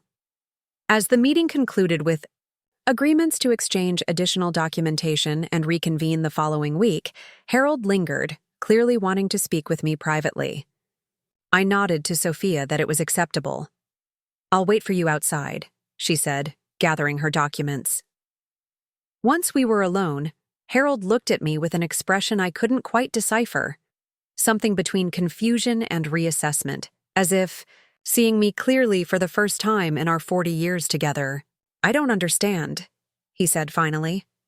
"All these years, I thought I knew you. I thought we had an understanding about our roles, our marriage." "We did," I replied. "But it was your understanding, Harold, not mine. I accepted it because accommodation seemed easier than confrontation, because I had been conditioned to prioritize your needs and perceptions above my own. But I never truly surrendered my separate self. I just kept it hidden." He shook his head slowly. "And now? What do you want? From these proceedings? Financial revenge? Public humiliation?" "Neither," I said truthfully. "I want fairness, honesty, and the freedom to live the remaining years of my life authentically. Nothing more, nothing less." As I left the conference room, I felt an unexpected lightness, as if I had set down a burden I hadn't fully acknowledged carrying. The confrontation I had dreaded for days had become a liberation, a public declaration of the independence I had maintained privately for so long. Outside, the afternoon sunshine felt particularly bright as I walked to my car, preparing for my next difficult conversation. Margaret would be waiting at the cafe, undoubtedly with explanations and justifications for her betrayal.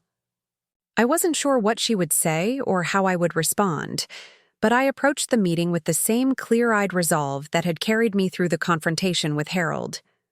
Whatever came next, whether reconciliation with my oldest friend or final separation, whether a contentious divorce or a reasonable settlement, I would face it as myself, not as an extension of Harold or a reflection of others' expectations.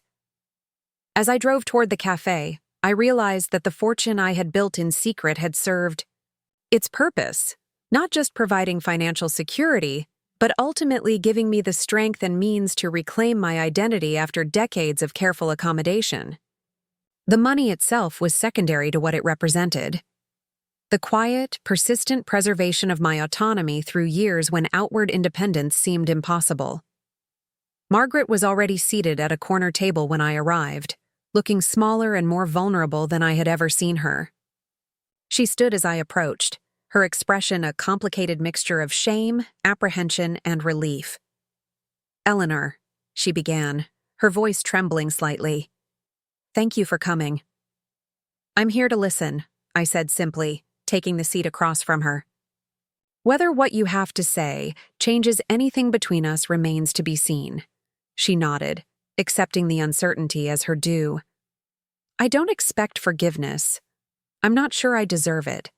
But you deserve the truth. Not just about the affair, but about Harold, about your marriage, about things I should have told you years ago." As Margaret began speaking, revealing perspectives and observations from decades of friendship that cast my marriage in a new and troubling light, I listened with an open mind but guarded heart. The woman who sat across from her oldest friend, hearing painful truths about a 40-year marriage, was not the same woman who had stood shocked in her kitchen just a week earlier. That Eleanor, the accommodating faculty wife, The supportive partner who had sublimated her own identity had begun to fade, making way for someone stronger and more authentic. Someone who had always existed beneath the careful accommodations and strategic silence. Someone whose hidden fortune had bought not just financial independence, but the ultimate freedom, to finally, after 40 years, become fully herself. Up next, you've got two more standout stories right on your screen. If this one hit the mark, you won't want to pass these up, just click and check them out.